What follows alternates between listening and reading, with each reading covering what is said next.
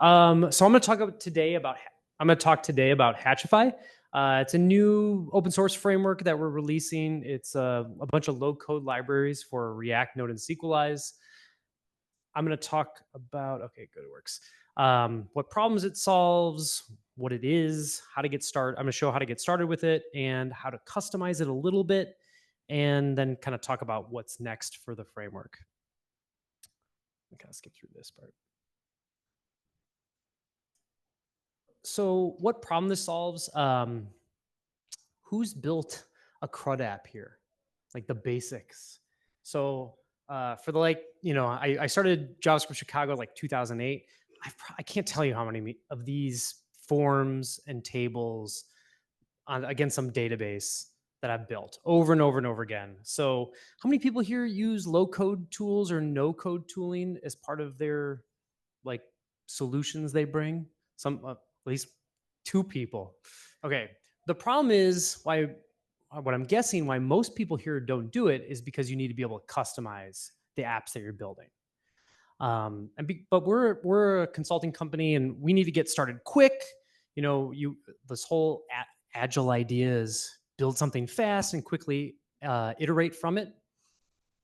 So we were looking for a solution where like, how can we be low code or no code and then transition smoothly into custom code and a custom, perfect, nicely designed user experience.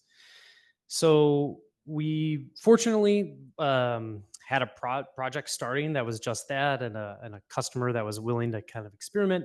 So we built this framework Hatchify, and this is what it looks like at the end of that product, the form and the grid that you see behind it. So the basic idea is you start with your schema and it generates you could consider it a partially working or a working app, right? It's got powerful grid features, and that's very a low code experience or a no code experience. Okay, so while it starts with this low code look and feel, it can smoothly transition to custom development. So the schema also provides you a collection of React components to build grids, eventually forms. We're working through that right now. React data hooks to fetch and manipulate data, a very powerful and flexible REST API, and a Sequelize ORM at the bottom level. I do want to call out the service layer in particular. It's quite flexible. It has a bunch of different filtering capabilities, can load related data, sorting, pagination, sparse fields, things like that. And it's JSON API compliant. Anybody use JSON API here? Okay. and who's got a custom REST API that they like just kind of hand rolled? Who's GraphQL? Okay, just doing a little product market research here. Thank you. We're looking to add, those kind of features. So I'm going to show how to get started with it. And there's really just 4 steps. I'm going to install Hatchify, start the dev server, add a schema, and seed some data just to show like the grid starting up. And this is, I think, the first live demo that we've done with it. So I like to live dangerously.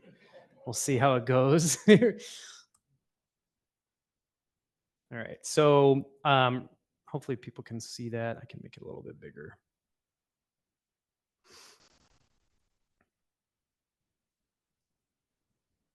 Okay. So npm init, starting a new project, going to give it a project name.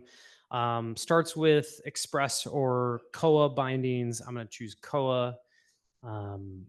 Postgres or SQLite for right now. I'm going to use SQLite, so I don't have to configure Postgres. And this will, right now it's going to build out a starting project. You do not have to use the starting project. Like you can use all the libraries independently. But of course, it's nice if you're starting with like a Vite, React, like all of that configured with Node. So this will take I timed it on this internet. It will take about 30 seconds. Good, yeah. So now with that, I can just cd into the project. and run the dev server. Fingers crossed. Okay, I think it worked. So right now we just have a hello world screen that really doesn't do anything. We also have a starting project. This is an old starting project. Let me try this one. So it's got basic front end or a back end code that is loading the schemas. I'm not going to go into too much detail, just high level, like generates a bunch of COA functions that you can use that essentially have a bunch of middleware on it that will provide this service layer. And the front end at this point is just a very basic, where'd it go? A React app that essentially is loading up the schemas and then going to generate a grid and some navigation for each one. The real important thing is our schemas because that kicks everything off. So I'm going to copy paste the schema from the getting started guide.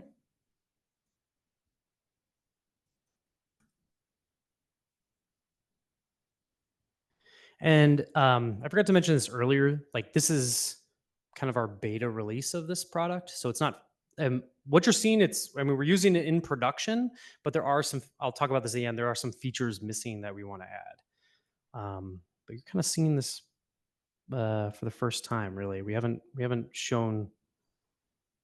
done much promotion of this yet. So you're so lucky. Okay, so here's the schema. Sure, thank you. Is that better? Okay. So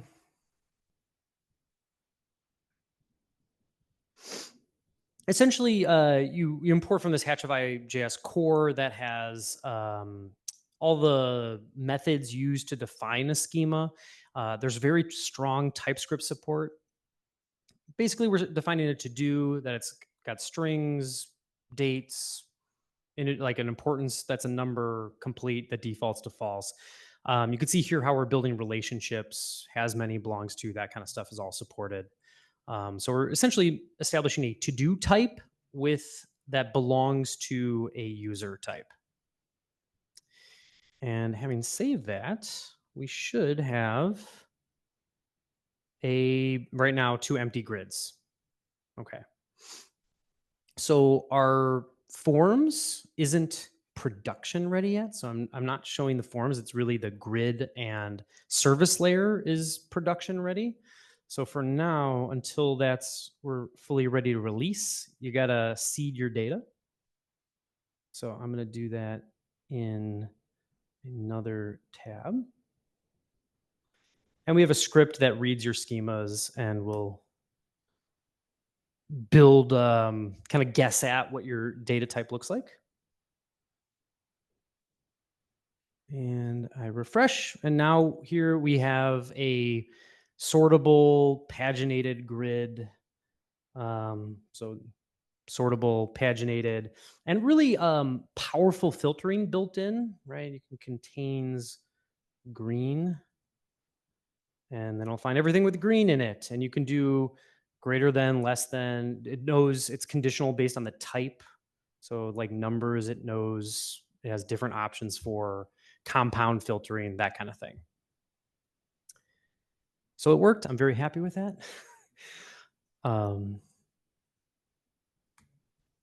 So now I want to show a little bit how to customize it. I'm going to add, so there's a tremendous amount of customization that you can do. You can use every just the React data layer if you want and build your own grid. We have hooks, custom hooks for if you want to maintain grid state, but you want to build the UI completely from scratch. If you are using our grid, you can customize it through other React components like this data grid column. So I'm going to show what this looks like, and I'm going to do a little bit of cut and paste here, which I have my code in my slides, and I'll just talk through what this looks like, the most important bits. So I'm just going to go to my app and kind of just change it. So all we're really doing here we're just, for our data grid, we're just going to say there's a column. We're overwriting the complete column, changing the label, changing it to have a checkbox. So with that, should refresh. And oh, it already did the refresh because I changed. You can see these complete. These are disabled. I can't change it here. Live editing of a grid, hopefully it will come later.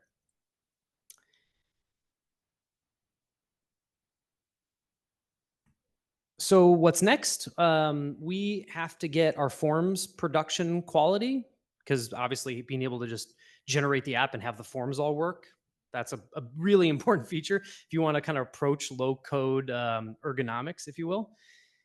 And we're also going to add authorization. So you have the ability to specify, like, if you can edit a field, delete a field, delete a record, that kind of thing. And then I think it'll be ready as like a complete open source product that can probably like compete for attention. But I think right now it's even useful for us as we're starting new projects to just get something going really quick and then be able to rapidly iterate from. So you can try it yourself. The QR code, again, if you talk to us in the Discord, if you're starting like a little side project, this is probably something that might help you a lot. You can reach out to me and I'm happy to do tech support and answer your questions. So thanks, everybody.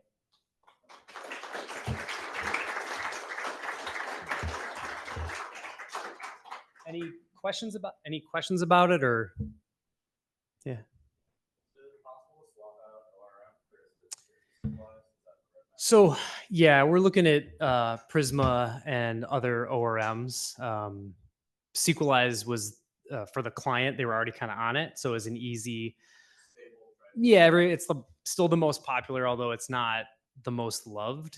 So we know we have to be there, and we probably have to do GraphQL as well, bindings. But you know, those things will come. Cool. Yeah.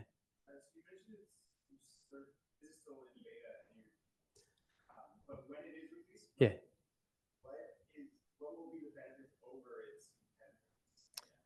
So it depends on, like, if you're thinking like a Redwood JS or something like that. Redwood JS is a generator, right? So it generates your React component code. That's really nice if you're like able to know your data model, generate it all at one time, and then iterate from there.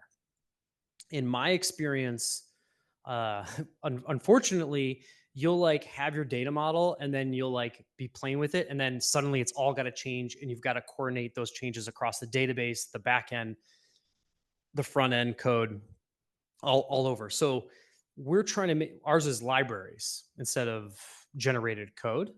So when it's more, I would say it's more tolerant for changes in the data model. You can change any part that's like using the libraries.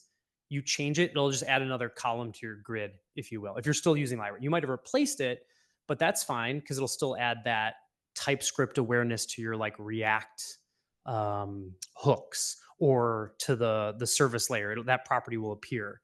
So, you know, if you're using like something like a Redwood, you're having to like either regenerate and then merge your code. For ours, you just kind of change the data model and do it. So that's kind of the like us compared to Redwood. If anybody used Redwood here or heard of it? Okay, well now you have. I'm plugging my competitors, but that's okay. Cool. Any other questions? Yeah.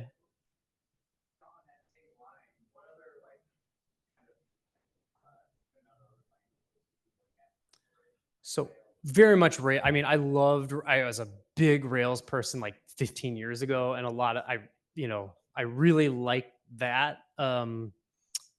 I felt like it was so productive in Rails. Even now in Node, which I've done way more of, I still feel like I'm more productive in a Ruby on Rails app, and a lot of times. So yeah, I would say Rails for sure. Yeah.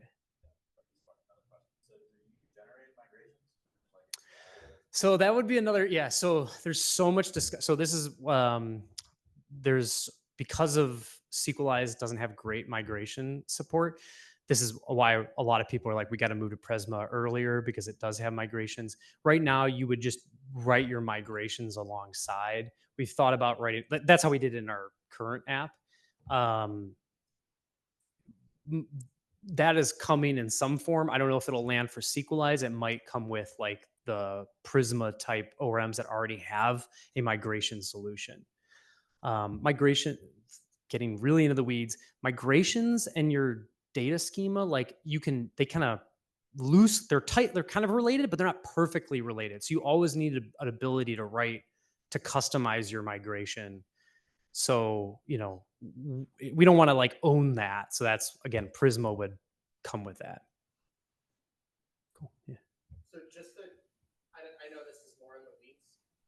Along those lines, if you add properties or relationships to your schema that isn't impacting the data layer, it's only impacting, or how it will impact. If you added a custom field, it will impact the data layer as long as you're using the libraries, like the COA library. That's like, and every library is like composed itself of many other libraries. If you're using like the highest order library, just say like generate the whole backend from the schema, then yeah, any property that you add to the schema will immediately reflect.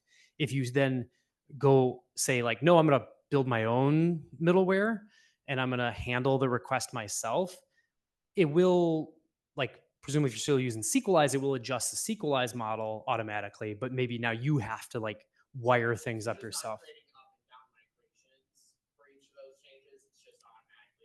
It's because it's library based. It's not, yeah, where other like Redwood, it regenerates the whole code base and you have to like merge your, what you want to keep with what you don't. So cool. Well, thanks everybody. Really appreciate your feedback. And if you do check it out, say hi in Discord. Thanks.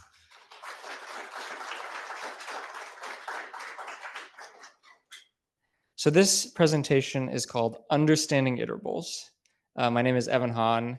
I work for a nonprofit called Digital Democracy. If you're interested in what we do, let me know afterward. And we're hiring for a React Native developer. So if that's you, please come talk to me. We need you desperately. I'll show this link at the end, but if you go to evanhahn.com/ChicagoJS 2024, you can find the slides, my contact information, stuff like that.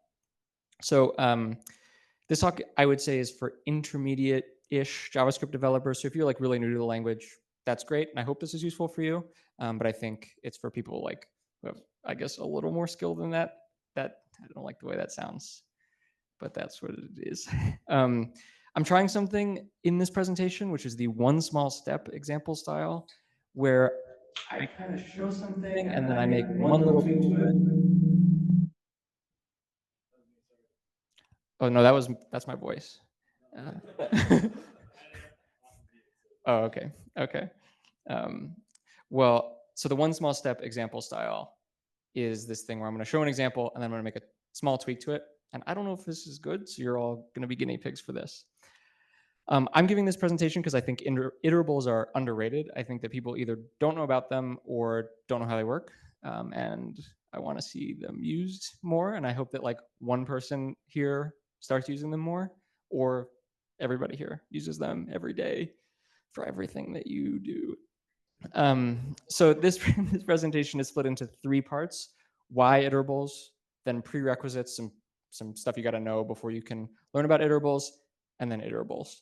And you can use the background color to see where we are in the presentation, unless you are colorblind, and then I really should have thought about that. So why iterables? There are 3 reasons, I think. The first is they offer a consistent interface. So who here has used an array before?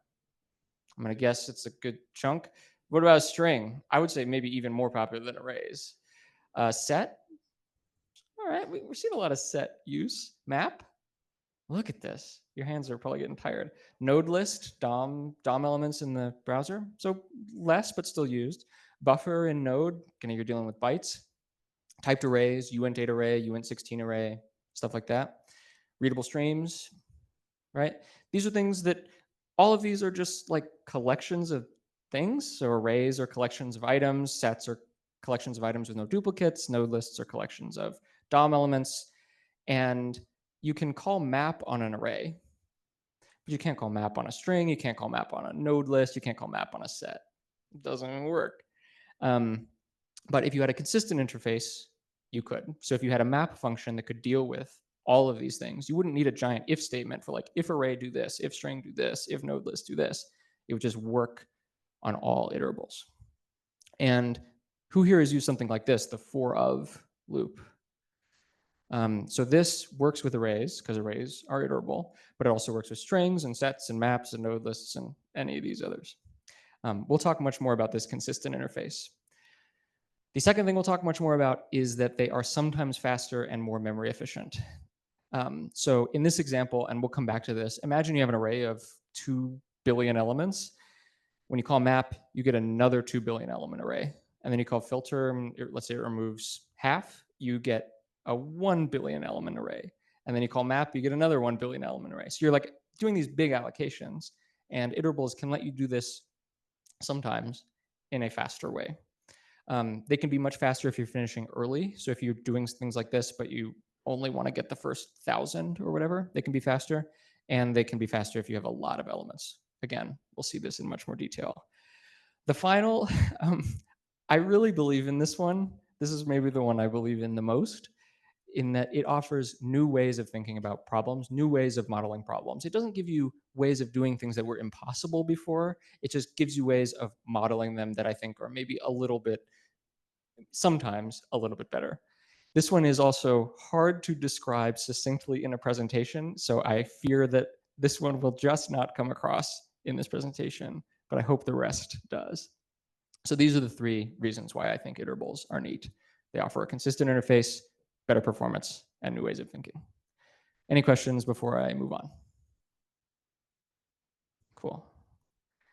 All right, so now it's time for prerequisite knowledge. There are 2 things you got to know. I'm going to try to blow through these. The first is symbols. Who here knows about symbols? Okay, so not everybody here. So JavaScript has a bunch of built-in primitive types, numbers and strings and booleans and big int. There's also symbols, and that's the one we're going to talk about. So you make them with the symbol function. This is how you make a new one. And just like you might do type of number, or type of a string or whatever, you can get the type of a symbol. So it's a new primitive type, relatively new. Symbols can be object keys. So we're taught all from a very young age, I think, before we can talk really, we learn that JavaScript object keys, they gotta be strings. So if you try to put a number in there, it's gonna come back out as a string. I think this is something that tripped me up, trips up a lot of people, but object keys in JavaScript are always converted to strings internally. There's one exception to that, which is symbols. Symbols are not converted to strings. They remain their symbol-y selves. So in this example, I make a symbol on the first line. I make an object on the second line. Then I set a property that the key is my symbol and the value is a string bar. And then I can read it out with the symbol. So this syntax, I think, is maybe a little weird looking, but you're really just like setting a property of an object like you would for any other property. I'm going to do one of my trademark small changes now. So that bar string, right now it's a string. I'm going to turn it into a function, and then I'm going to call it. Get really excited. I'm going to advance the slide. Here we go. So I've made basically no changes here. All I've done is it's no longer a string there. It's a function. And then on that last line, I'm calling that function. I think that syntax on that last line is a little ugly looking, but I'm calling a function just like I might call, I don't know, array.map or math.random, right? That's basically the same thing. I'm going to make one more little change, which is that I'm going to define foo in a single statement. And that's this. This is equivalent to the previous example, except there's never a point where foo is an empty object. It gets defined with a key, my symbol, and that function. So does this kind of make sense? Is there any questions before? Yes. A symbol is a new JavaScript primitive type, and it's weird, and it's not super important for this presentation. I'm happy to go much more into it. But for this, know that you can use symbols as object keys, just like you could strings. Does that answer your question? Okay. After this, we'll have a symbol talk. It'll be really fun. Some symbols are built into the language.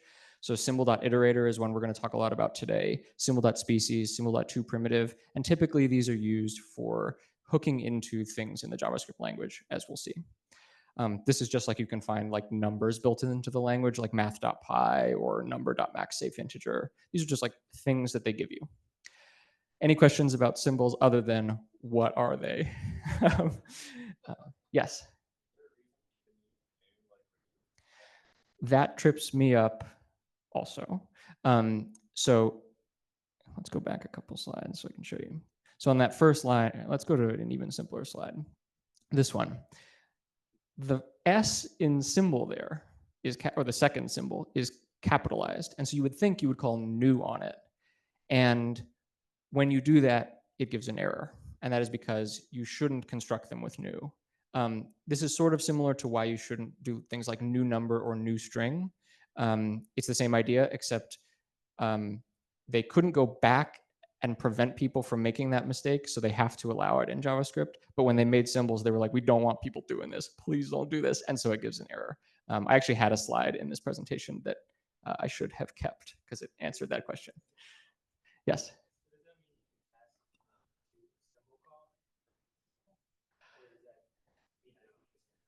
No, I think that's a good question. I will answer your question, but I think what I think I should do in the interest of time is keep going, because the answer to that doesn't affect iterables, really. You can, to give you a quick answer, you can pass, I believe you can pass a string which functions as a debug description for what a symbol is, but that doesn't really affect functionality. Yeah. Cool.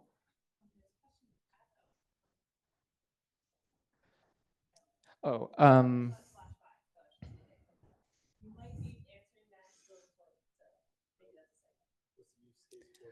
what's the use case for symbol? I'm about to show you one. Your socks are going to get blown off. This is going to be nuts. You teed me up. So the next thing we're going to talk about is iterators. So this talk is about iterables, and iterators and iterables are similar words. I actually started this talk back in 2019, and I was more confused about these things back then. But I was like, iterators, aiders, gators, right? So whenever I show the word iterator, I'm going to try to put this alligator emoji next to it. And I don't know what I was thinking when I made this decision. I'm going to put the saxophone emoji next to iterables. I think it was like treble, like a treble music.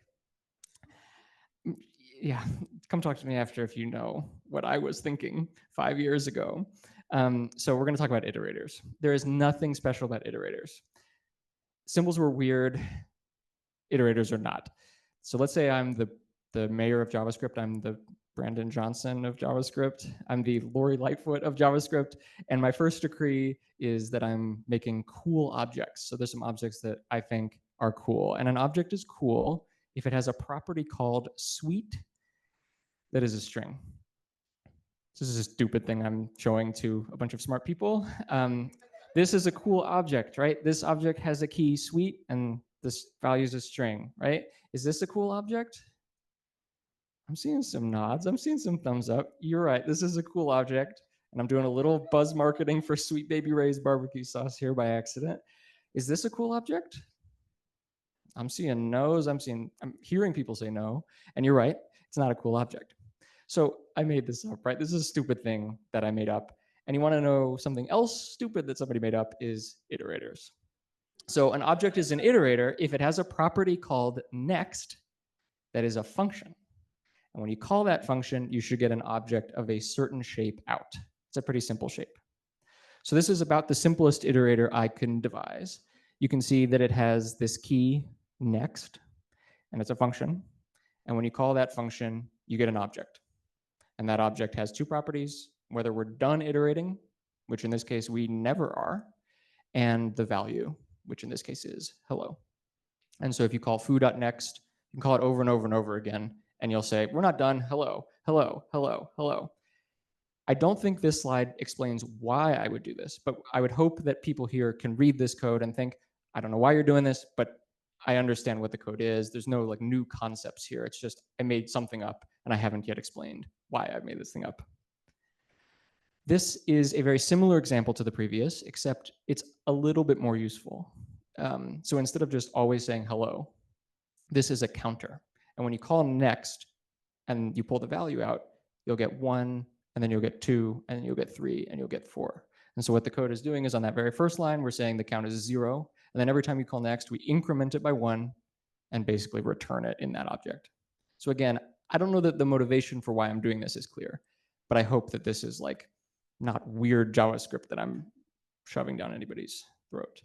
I'm going to do one of my very fun small changes, which is that I'm going to, instead of having like a global counter, I'm going to have a function that returns that counter. So that's this.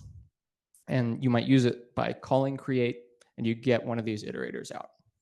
So this, again, there's no new concept here. It's just you can have functions that make these, or you can have globals, same thing.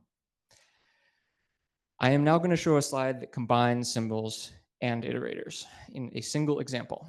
Here we go. So on the first line, we create an array. It's a regular array. There's no trick.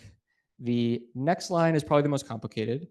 What we're going to do is we're going to get the array and we're going to pull a property out of it. We're not going to call .map. We're not going to call .filter or whatever. We're going to pull out symbol.iterator and we're going to call it. And that happens to give you an iterator. So iterators are built into JavaScript. They're built into arrays. And when you get that iterator, you can use it just like the other ones that we had been doing. So you can call iterator.next, and that'll say, I'm not done, the value is 7.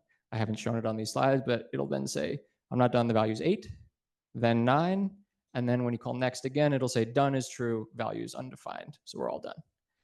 There's a question in the back. It is false. So this combines the two concepts of iterators, which are just like a thing you can call next on, basically, and symbols, which is a different way of getting data out of a property of an object.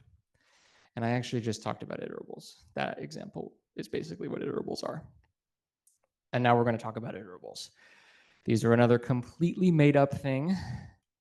An object is iterable if it has symbol.iterator as a property.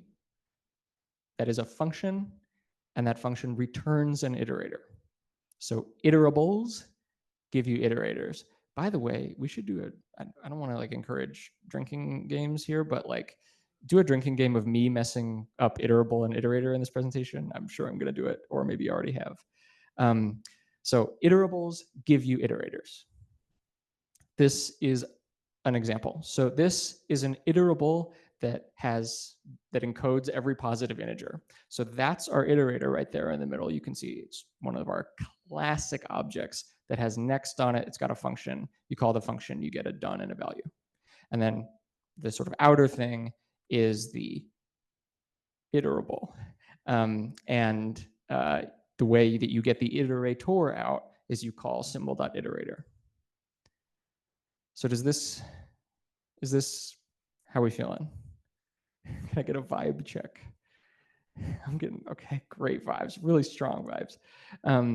This is how you might use this. And this is very, very similar to the previous example with arrays, except it's our own custom iterable. So you call symbol.iterator basically. You get the iterator out. You can call next, you can call next, you can call next, and you'll get 1, 2, 3, 4, 5. You'll get every positive integer. To make a small change to the slide, this is the same thing that we basically looked at, but now it's with arrays. And you can see it's the same interface. We use symbol.iterator, we call it, and then we can call next and iterate through the thing. This is a string, same interface. You would grab the symbol.iterator property, call it, and get next, next, next. And you can do this with any of these. So you can do it with arrays, you can do it with strings, you can do it with sets, you can do it with node lists, whatever. And you can do it with custom ones like I've shown. And so this is kind of that consistent interface I was talking about. But that consistent interface is kind of ugly. It's kind of weird. What can you do with that? So you can iterate over them. So for of loops that we showed earlier, this works with any iterable. And you can, this is a fun thing to do if you're an iterables freak like me, you can add console.logs in all of your functions, and you can see like, oh, JavaScript under the hood is calling the symbol.iterator function, and then calling next and calling next and calling next and calling next until done returns true. There are a lot of things in JavaScript built in that work with iterables also. So like array.from, you can convert any iterable to an array this way. You can also use the spread operator with it. You can convert them to other things. So for example, like set, you can pass any iterable into that. This counts the number of ASCII characters in a string. So you can take the string, which is iterable, you can give it to the set constructor, which takes an iterable, and then you can get the size. You can use them with promises, promise.all, promise.race. You can use these with any iterable you want, arrays or sets or whatever. There are libraries that add some helpful things for iterables. Iterative is a good one. Iterpal is one I made, and I won't say whether it's good. And the key point I'm trying to point out here is that the interface is always the same. So that was kind of the first benefit that I talked about. A second is that they can be lazy. So this example where we have every positive integer, imagine you tried to convert that to an array. Now, I'm not a math guy, but there's a lot of positive integers. And if you do this, you'll get an error because you can't represent all of this in memory at once. And so with iterables, what you can do, and this is the only slide that I'm going to like show off the little stupid library I made, you can represent every positive integer, and you can just say, give me the first 100 and deal with that. And this is also, I think, hinting towards some of the new trippy ways of thinking that I was talking about earlier, where sometimes you might want to say, give me every positive integer, and then I just want the first 100. And that's something that is a little easier to model with iterables than with some other systems.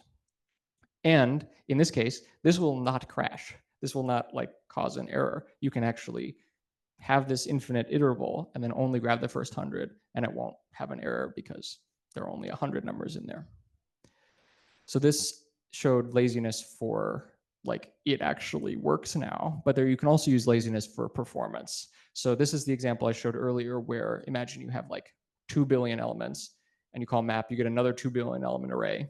Then you call filter, you get a 1 billion element array. Then you call map, you get another 1 billion element array. And then finally you call reduce and get the result. If you use iterables, you don't have as much of that problem. So that first line where you might call map, that could execute lazily. So even if you had 2 billion elements, that first line, instant. I mean, maybe not literally instant, but it's like milliseconds.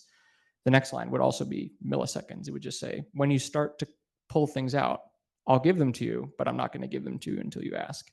Same for the third line. So you'd call map again. And only on that final line would you be iterating over everything. So you'd kind of be pulling things out of a pipeline rather than like building up results bit by bit, even though logically, I think it looks about the same. How much faster is this? This is my spiciest take. And if you have any rotten tomatoes, now is the time to get ready to throw them at me. All benchmarks are lies. And what I really mean to say is you should profile this stuff for yourself. I'm going to show a contrived example that demonstrates iterables favorably. But what I don't want people doing is being like, oh, iterables are fast. I'm going to go rewrite everything because iterables are so fast and so good. Not that I've been persuasive enough to make you do that anyway. But maybe try it, see if it's better for your use case. It might be, but it might not be. So this contrived example takes an array of numbers. It subtracts 1/2 from them, keeps the positive ones, and then converts them to a string. You are probably not doing this exactly in any of your software, but it's a contrived example. And in this case, don't look too hard at this graph because it's horrible. But you can see that when you have 1,000 elements, it doesn't make a difference at all. And many apps aren't really dealing with like millions or billions of elements. But if you have like 5 million elements, in my testing, it takes about 2 seconds to do it with the native approach and less than a second to do it with iterators. So it's a significant performance improvement, and that is even bigger when you have more elements. You also see some memory improvements. Again, you don't really see those improvements when you have like 1,000 elements, but you start to see it when you have 5 million or 100 million. And so these are more memory efficient and faster in this scenario. And again, please check this for yourself. I think I've I think I've given too much disclaimer in this presentation. I would say, rule of thumb, if you're dealing with a big collection, it's worth looking into whether iterables will make your life faster. Oh, there's a question.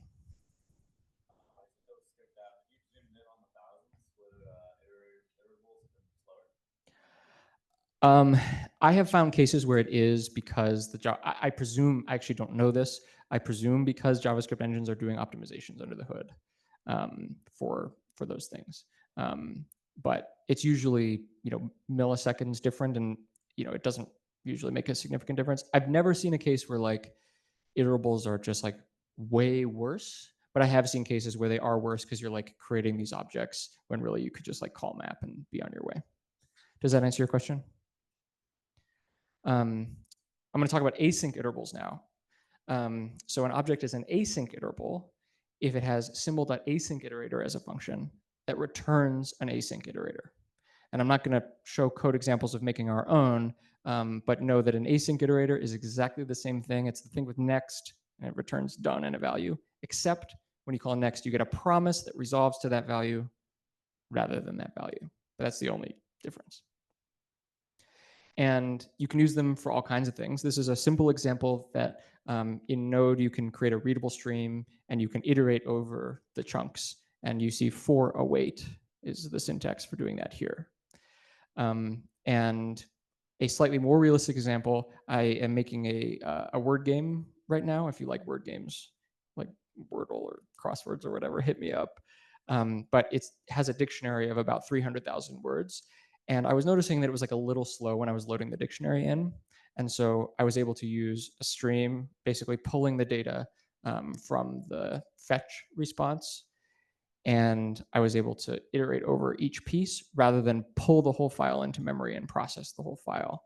And that had two benefits. One, it was just like faster to process things bit by bit. And also I could start processing as soon as I got the first chunk rather than waiting for everything to show up and then processing it all at once. So this was a minor thing for my stupid word game that, whatever. But as an iterables freak, I have to do.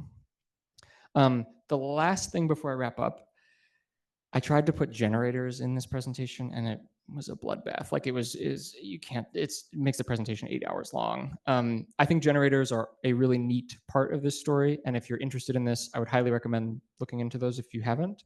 But they play nicely into the iterables world. And I'm happy to talk about those during Q&A. And speaking of Q&A, let's get towards it. So why iterables? They offer a consistent interface for arrays and sets and maps and so on. They can improve performance, and they can offer new ways of thinking, new ways of modeling problems. So my name is Evan Hahn, and thank you very much. These are the slides and a QR code and all that.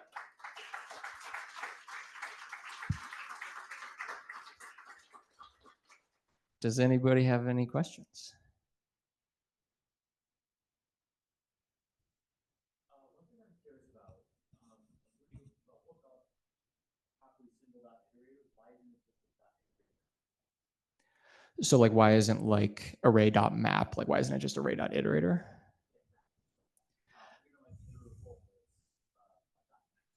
Right. So I don't know why, but I have a strong suspicion of why. Imagine the JavaScript wizards said, we're going to add a new thing to the language, and that thing is going to handle anything that has like a .iterator property on it. If they did that, presumably there's some code somewhere out there where somebody has an object with .iterator on it. And I think my assumption is that they did this in part to avoid backwards compatibility issues. That's one reason. I think somebody told me, you told me I was 100% right? Okay, that's good. Okay. I also have a theory that I don't think I'm going to be 100% right about. This one is my crackpot theory, that symbol.iterator is like weird. And because you're doing something kind of weird, they want to make it look a little weird. That's just a guess. That I don't think I'm 100% right on. Yeah. Any other questions? All right. Well, thank you very much. So I'm Josh Martin. This talk is about exploring your Hinge data. Who am I? I'm Josh. I used to previously work at Amazon as a front-end engineer. I'm trying to be a freelancer making web apps, mobile, React Native, Evan, and then IoT. I think I have a pretty good sense of humor. I'm just a little bit neurodivergent, and I go on some ADHD benders.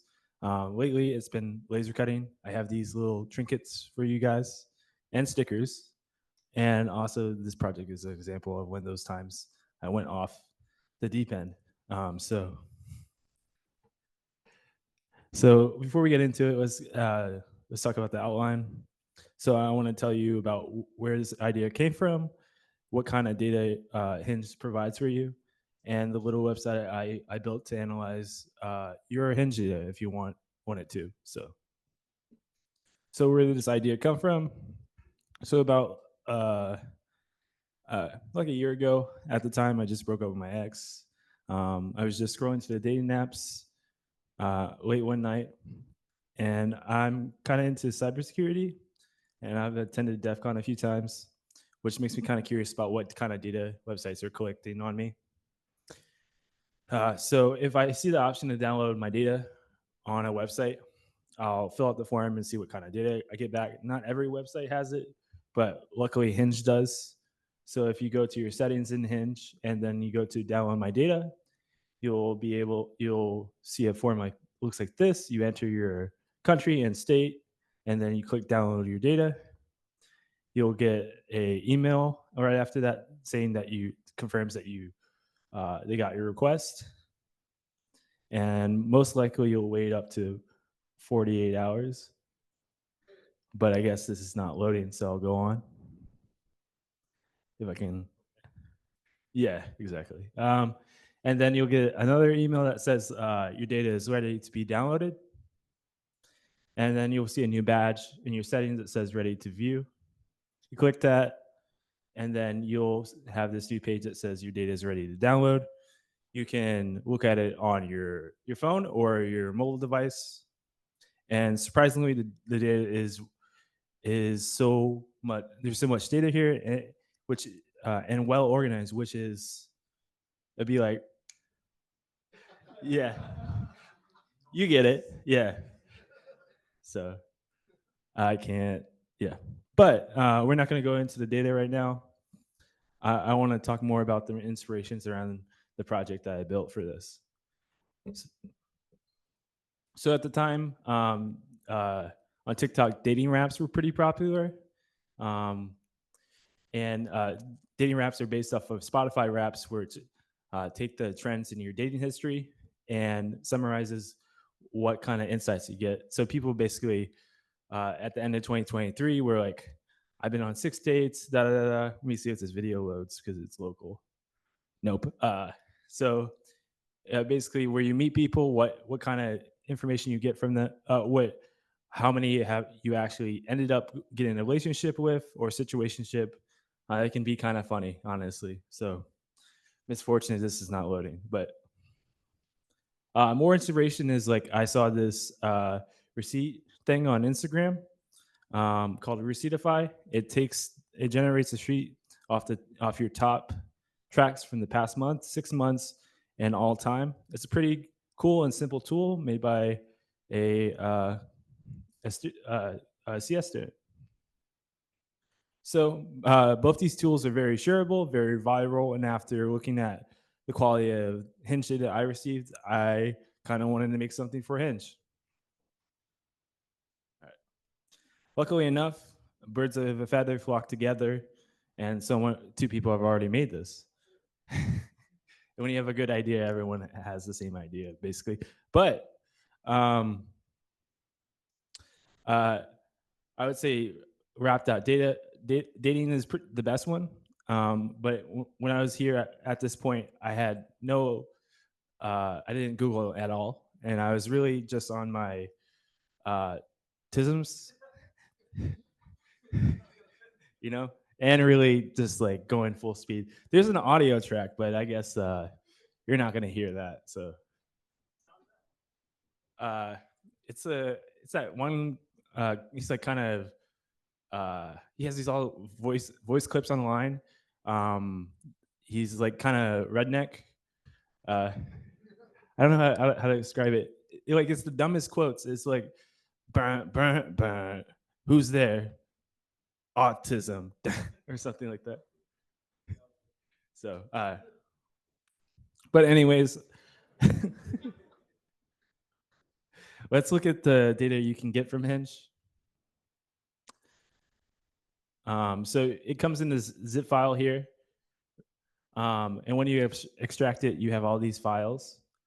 The main important one is the index.html, which allows you to explore your data even if you're not technical. And then you have all these supporting files that are accessible from that HTML file. So going into the HTML file, you have tabs for your user data, match data, prompts, media, subscriptions, fresh starts, and self verification. So looking at the user data here, what kind of data can you get? What kind of data do they have about yourself? So in this tab, you can find your Facebook ID, your phone carrier, when you signed up, when you last paused the app, the last time you were seen using the app, your lat long reported by your phone. Additionally, you can get every time you have installed the app, and then you can see all the IP addresses and devices you've used to access Hinge. Going on to matches here, right? In this section, you can see all the likes you've sent, all the matches you received, all the conversations you have. And you can see if a match has been removed. Additionally, there's data if you met or not. This is all self-reported. And it's based on how long you've had a conversation with them or if you have had like an abrupt stop. So Hinge will ask you, did you go on a date with them? And if so, were they your type or not? So Hinge also keeps tracks of your likes you send, as well as the messages you send, if you send a message or not. This is an example of one I sent with a message. This girl was asking for tips about New York. I love New York. I'm always there. So I said, you should go to Washington Square Park or K-Town. Really like to go to K-Town and sing karaoke till 4 a.m. with quite a few sojus in me. So it's a good time. Okay, moving on. This is all the kind of types of data you can get in your matches, your match data. And then moving on to prompts. Prompts are Hinge's way of getting a conversation going. You kind of choose a prompt on your profile, and then you choose a response so that someone could start a conversation with you. So every time you change your prompt, Hinge dates that, and Hinge dates your response. So it lists out all my attempts for a human connection. So okay, moving on to media. Hinge stores all the photos that you upload to their site, as well as your prompt and your caption to it. I also just kind of wanted to sneak in photos of my dog. He's a really cute boy. That one loaded. But anyways, all these photos are accessible from your media folder in the export. And then moving on, Hinge also tracks your subscriptions when you've subscribed to like Plus or Premium. I've only done it twice, so yeah. I'm not really sure what fresh starts are. I've deleted my account a few times, but I honestly don't know what this is. And most humbling of all is the selfie verifications. I wasn't ready to show these, but I got to make sure I can use the app, I guess. Yeah. So, okay. So that's all the data that Hinge provides you. Let's move on and really appreciate, like, there's so much data inside the match.json to find trends and all kinds of things. I'm getting really excited about it, you know. But if you're not that excited, you can zone out and you can look at the app yourself here. But When I figured out all this data, I was literally shaking, and I stayed up all night coding, and I did it in one night, mostly. So yeah. So there's three things I want to do when it comes to building this website out. I want to get a way to get the data into the site, a way to analyze the trends once the data gets there, and then a way to make it easily shareable, like Receiptify or those TikTok dating wraps. So let's focus right now on a way to get it into the site, and we'll get down to some coding. Okay, so I want to make it where someone can just take their zip file of their data, upload it to the front end. The front end passes it on to the back end, and then unzips it and processes it for them. So they don't have to worry about which file they need to upload. It's just the easiest experience for someone that is non-technical. So starting with the front end, getting the data in there. We have a form that takes the day you start dating. People take breaks or like might have an account even though they're in a relationship. And then your zip file. And then we have a function on the right that has function on the right that handles the submission. We create an instance of form data. We append the start date and the file to the body, and then we post that to our backend. Once we get a response back, we set that data to a state variable and refresh the page and show the new changes. So getting the data into the backend, we create an in-memory storage so that we can store the zip file. We create some middleware that we'll use down here to hold the file in memory. And then we'll create an API endpoint that will check to see if the file is a zip file. Maybe someone accidentally uploaded their taxes. You never know. Boomers, right?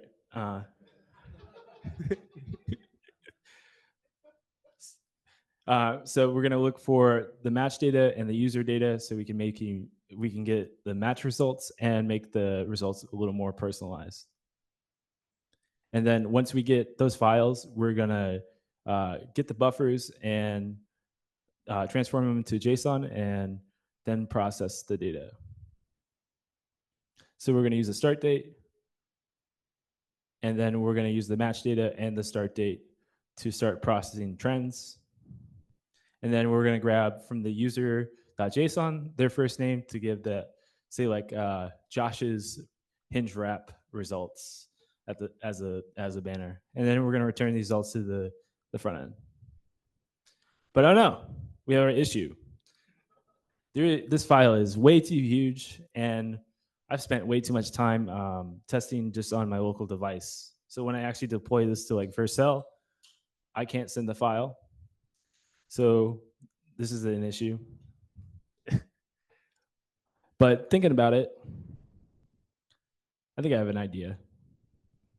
We can just process the zip file on the user's browser, and then just send the match.json and user.json files over to our backend endpoint. And I think this will get rid of the issues we're encountering. And it's also more secure because we're not sending someone's private data. All the private data are over the network that someone could man in the middle or something, even though we have SSL. So this is the old form. This is the new form. We're going to create a JS zip instance and use it to load the file that we receive in. And then we're going to look for the match.json again. We're going to unload the contents, convert it to JSON, and then map it to match data. We'll do the same for user data. And then we'll return it into the variable data. We'll then put in this body variable and stringify it. And then we'll send it to our backend like we did before. And then going back to the backend is a lot lighter now. It doesn't have to do as much. It just processes the trends from the match data and sends it back to the front end. And it works. Great. It's very light.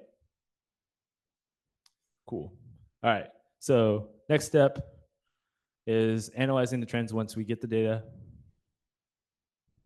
So what kind of data do we want to get, right? I'm thinking we want to get number of likes, the likes that are sent with comments, the time that the likes were sent, the number of matches, the ratio of likes to matches, conversations, lengths of conversations, what time messages are sent, number of dates, number of unmatches. I feel very sad. And I think that's all the data. Yeah. So I made a quick design in Figma. I use these primary colors that are similar to what Hinge has. I'll be honest, it looks really bad, but it's the best I could do in the time frame I got.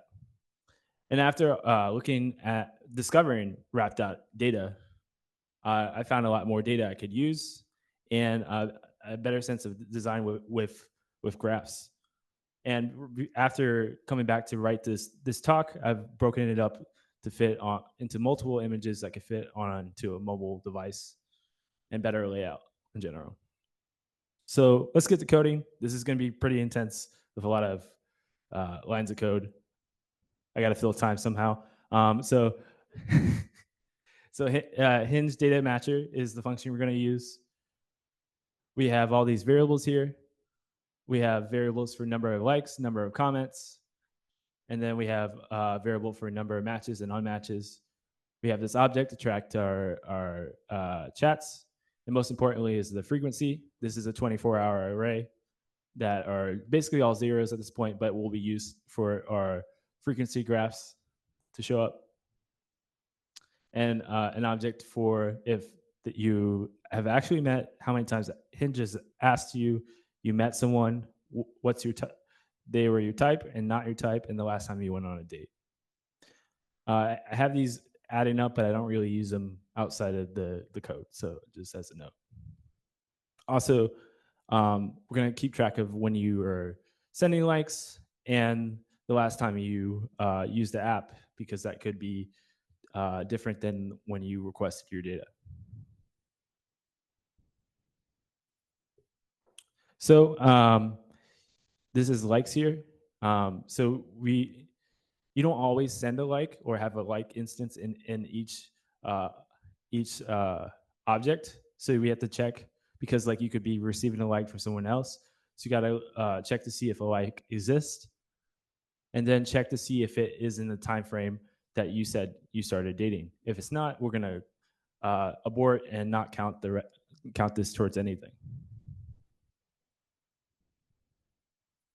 Okay, and then we just update the end date if your date if this is greater than your end date, and then we're gonna start adding numbers to the hours you send likes, and then we look for comments, and we will add one if we find a comment,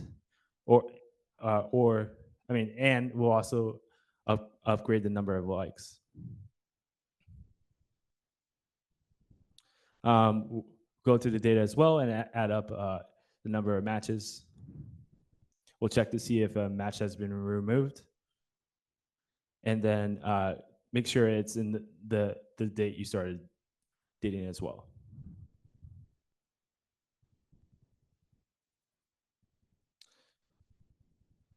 So you can have a like with no conversations, or you could just have a block that is match has been removed. So we want to check see if you have actually talked to this person, and we check the length of the conversation. If it's longer than one, meaning like they actually replied to you, we count it as a long conversation. So yeah. And then we increment the number of total chats. We try to find the longest chat you've had, and we add the length of chats to your average.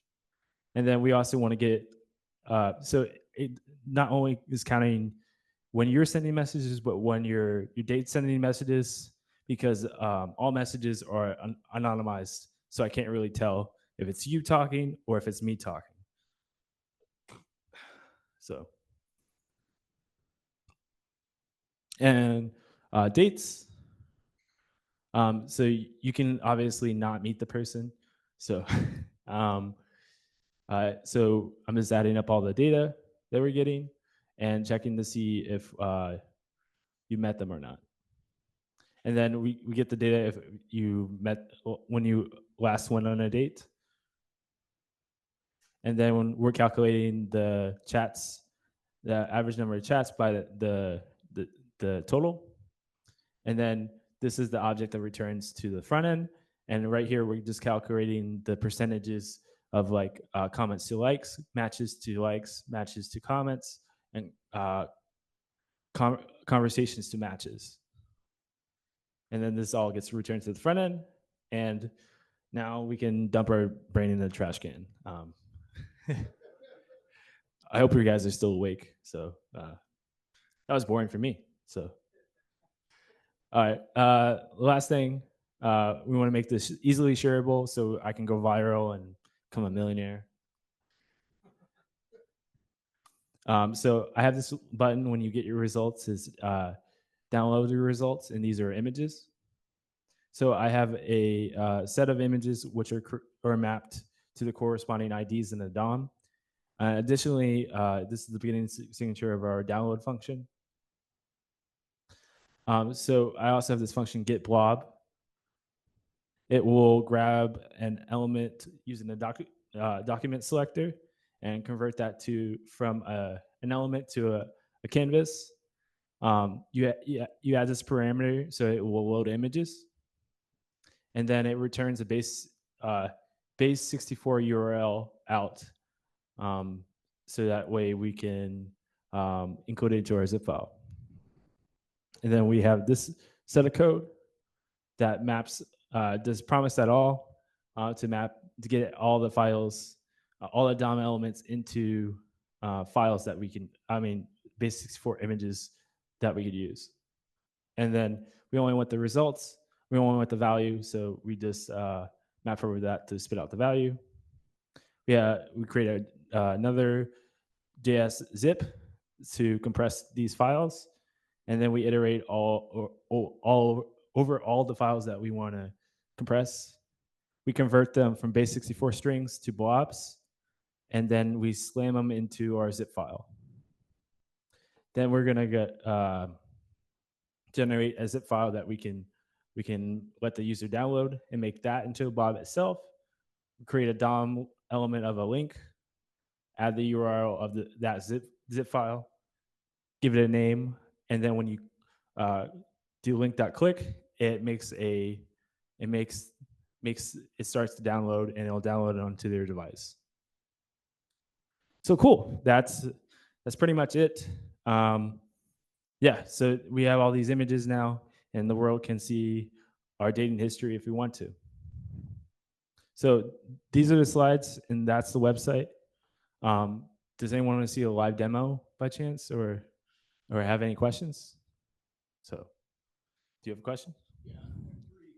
One, when you're taking a look at the data, correlated to any other applications, like weather data that you had, like when you were sending messages, whether it was like cracking in your area, so the person responded because it was a nice day out, or correlated to like get more effective responses based on a time of day or a day of a week or things like that. Not really. I was kind of, trying to respect people's privacy as much as possible. I just did this like in one night as well. So I didn't really think of how much correlation I could do with it. And the same question with the text message you had, you look or identify any like corresponding like commonality questions that you asked, you got more responses on, or questions or responses they gave back to identify like keyword identifiers and things like that that would quote improve your game, if you will. Not really. It's very basic. It's just looking at the data straight. I'm not analyzing anyone's messages or anything. I can just show you what the app is like right now. Hold on. Share my screen. The third question was, did you correlate to any other applications on your phone? So when you're utilizing this application, and maybe you were using Spotify, or you had other applications working that correlate data from your perspective in relation to how you were performing in for this data. No. Oh wait.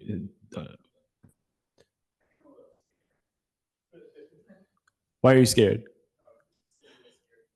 Yeah. So yeah, I did that so people can look at my data so they can trust me. You know. So this is all my data, right? I think it looks better if it's like a mobile view here. So yeah, so it has like likes, matches. So this is over 14 months. This is from June 14, 2023 to March 25th, 2014.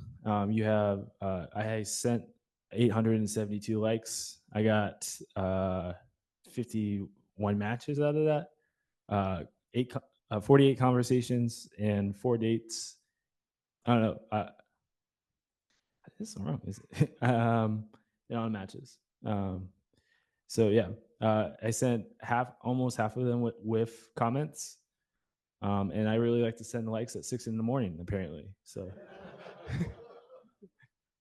so my likes to match ratio is 5.85%, which is I think is average. You know, I hope it's average. You know.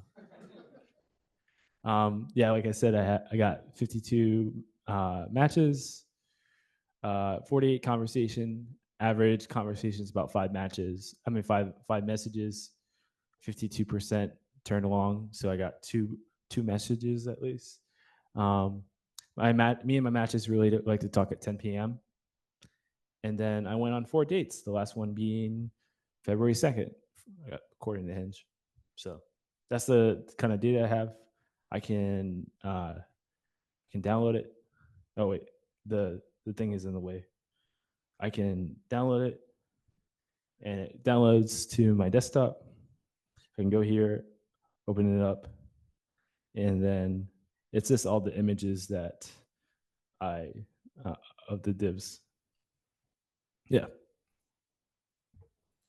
Any more questions? Yeah, what's your question?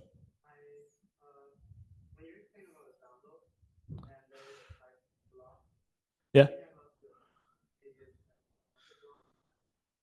It's just like I honestly I don't know. It's like basically just like byte data, right?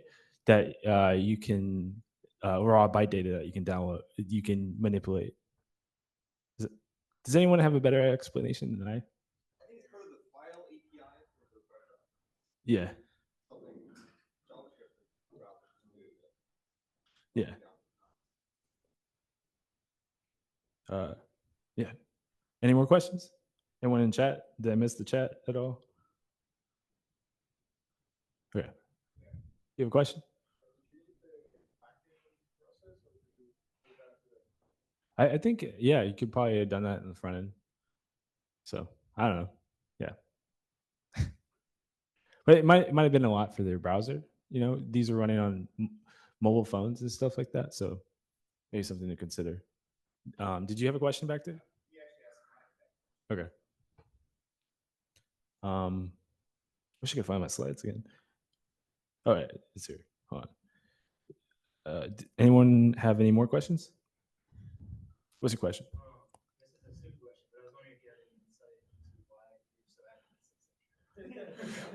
I don't.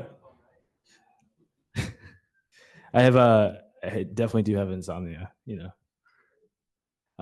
my sleep is very irregular. So, or it could just be a bug. So, you know. Yeah. Any more questions? Did you feel like you had any insight into modern dating after looking at your data? I just think it was a cool experiment. I would have gave up on this long ago, but every time I tell someone about it, they get really excited. You know, they're like, oh, you could do all these things. And I'm like, okay, I might as well talk about it, you know? So, yeah. Any more questions? Okay. Thank you.